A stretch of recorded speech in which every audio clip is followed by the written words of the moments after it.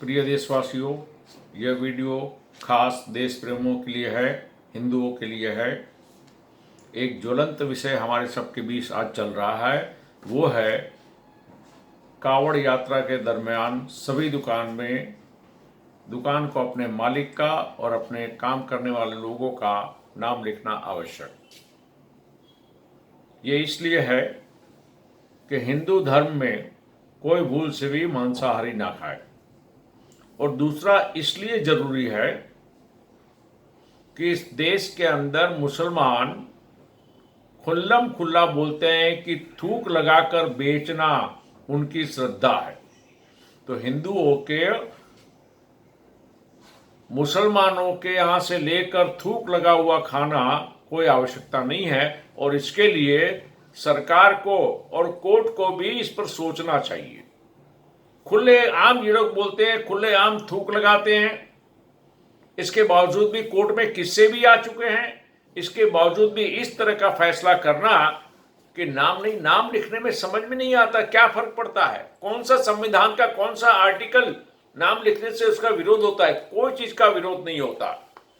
आज सबसे पहले एक छोटा सा उदाहरण दे दूं कि हमारे देश के अंदर हिंदुओं के साथ तो 1947 से ही धोखाबाजी होती रही है।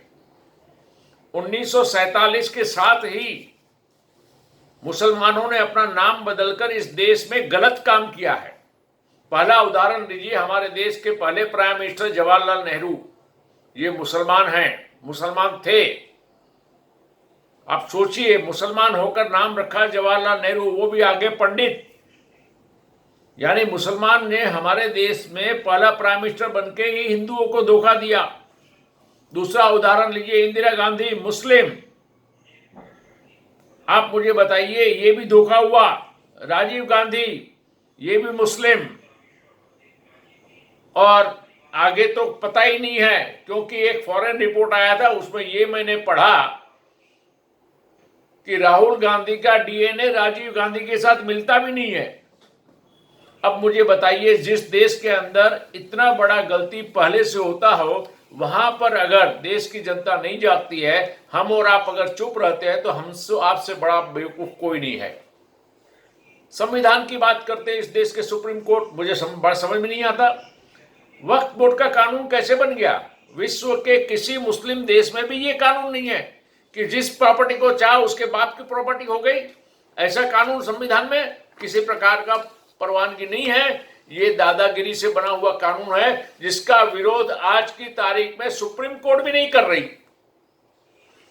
वक्फ बोर्ड की जितनी प्रॉपर्टी है वो सरकार को ले लेनी चाहिए। बाकी होता है मुस्लिम पर्सनल लॉ। मुसलमान देश में भी पर्सनल लॉ नहीं है। हमारे देश में मुस्लिम पर्सनल लॉ कैसे बना और क्या कानून को ध्यान में रखकर बनाया है, इसकी पिटीशन है। तो इतने बड़े महत्वपूर्ण मुद्दे पर सुप्रीम कोर्ट कुछ अपना ओपिनियन नहीं देता, सिर्फ तारीख देता है। और 25 करोड़ की जनसंख्या वाले कौम को आप माइनॉरिटी बोलोगे? ये माइनॉरिटी नहीं है भाई साहब, ये कल मेजॉरिटी को माइनॉरिटी बना देगी। और खुले आम सब कुछ बोलते हैं, और इतना ही नहीं, खुले आम बाहर आके बोलते हैं कि मुसलमान की दुकान से ही सामान खरीदेगा, वो हिंदुओं के यहाँ ना खरीदे। तो अगर हमारे सरकार ने या हमारे पुलिस डिपार्टमेंट या सरकार ने अगर ये कह दिया कि आपको अपना नाम लिखना है, तो क्या गुनाह हुआ, मुझे अभी तक समझ में नहीं आता है। जिस देश के अंदर संविधान की सुप्रीम कोर्ट बात करती है, उस देश में आप मुसलमान का धर्म पढ़ा सकते हैं, गीता को नहीं पढ़ा सकते। ये लॉ ऑफ इक्वालिटी नहीं है। जिस देश के अंदर मंदिर का चंदा सरकार लेगी, मुसलमान का नहीं लेगी, ये संविधान का आर्टिकल 14 का कोई महत्व नहीं है। इस तरह बेवकूफ बनाते रहे। अब इस देश के हिंदुओं को, देश प्रेमियों को बाहर आना होगा और इन सब गलत चीजों का विरोध करना होगा। पहले तो पता कीजिए कि जो पर्सनल लॉ बना, माइनॉरिटी का बात हुआ, वक्फ बोर्ड का, क्या ये संविधान के अंदर न्याय करता है सभी के साथ? नहीं करता है। और जो कौम खुले आम थूक लगाकर सामान बेचती है खाने का, तो क्या हम थूक का खाना खाने के लिए बैठे हैं? इसके ऊपर कोई कंट्रोल नहीं। उसीलिए मैं सभी हिंदू भाइयों से, देश प्रेमियों से बोलता हूं कि आप किसी भी सब्जी वाले से, फ्रूट वाले से, मुसलमान की होटल हो, कुछ भी हो, मेहरबानी करके वहां पर जाकर खाना ना खाए, वहां पर न रहे, उनसे कोई सामान ना ले। और अगर पहचान करना है, नाम नहीं लिखा है, तो कम से कम जय श्री राम, राधे राधे या कोई भी ईश्वर का नाम ले। सामने वाला अगर आपको ईश्वर का नाम का जवाब नहीं देता है तो समझ लीजिए कि ये आपको बेवकूफ बना रहा है। हमारे देश में तो बेवकूफ बनाते ही रहे। अब सरकार को क्या करना चाहिए? अगर मान लीजिए इस तरह से कर दिया सुप्रीम कोर्ट ने कि ये गलत है, शाहबानू केस, सुप्रीम कोर्ट ने कहा, राजीव गांधी ने कानून बना के रिवर्स कर दिया, तो इस देश के राज्य सरकार और केंद्र सरकार का कर्तव्य बनता है कि संविधान के अंदर में देश को कैसे चलाना ये सरकार का काम है, ये काम न्यायतंत्र का नहीं है। आप कानून बना दीजिए कि जो भी दुकानदार या रास्ते में बेचने वाला होगा उसको अपना नाम, उसकी तस्वीर, उसका पता सब कुछ दिखाना होगा, ताकि पता चले कुछ भी गड़बड़ होगा तो उसे हम पकड़ भी सकते हैं। तो ये सरकार का काम है कि सरकार कानून पास करे कि अब रास्ते पर जितने भी व्यापार होते हैं, दुकान में जितने भी व्यापार होते हैं, वहां पर उसको उसका नाम लिखना अत्यंत आवश्यक है। मैं दुबई गया था, दुबई में तो हर एक होटल के अंदर एक फोटो लगी हुई थी। मैंने पूछा कि ये सब जगह फोटो क्यों है, तो बोलता है यहां पर ये फोटो राजा का लगाना आवश्यक है। वहां पर ये कानून भी चलता है। और हमारे यहां तो सबके लिए जो कानून है वो कानून में भी हर आदमी अपना नाम दिखाने में शर्म करता है। यानी कहीं न कहीं अगर कोई भी इसका विरोध करता है तो उनके मन में पाप है। ईमानदार होते तो नाम लिखते। हमें अपना नाम लिखने में नहीं डर है तो दूसरे आदमी को किस चीज का डर है? आप सभी से बोलता हूं, मैं अनुरोध करता हूं देश प्रेमियों से कि मेहरबानी करके सभी हिंदू जागे, सभी देश प्रेमी जागे।